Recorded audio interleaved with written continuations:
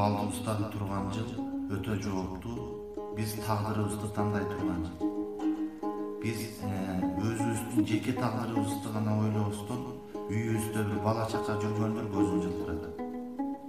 Балким бирөөнүн баласы бешикте жаткандар, балким бирөөнүн баласы бир жакшы изги үмүт тилек менен окуп аткандар. Ошолордун көзүнө бир жакшылап карап, ошолордун көзүнө бир жакшылап карап, ошолордун көзүнө бир жакшылап карап, мен болуптур өзүм өмүрүмдү жашап атам, мага жетиштүү, жетишет, устраивайбы, а бирок могу балам үчүн эмне кылыш керек дегенге ойгой менен коюшуш. Могу балам үчүн эмне кылыш керек дегенге ойгой менен коюшуш. Могу балам үчүн эмне кылыш керек дегенге ойгой менен коюшуш. Могу балам үчүн эмне кылыш керек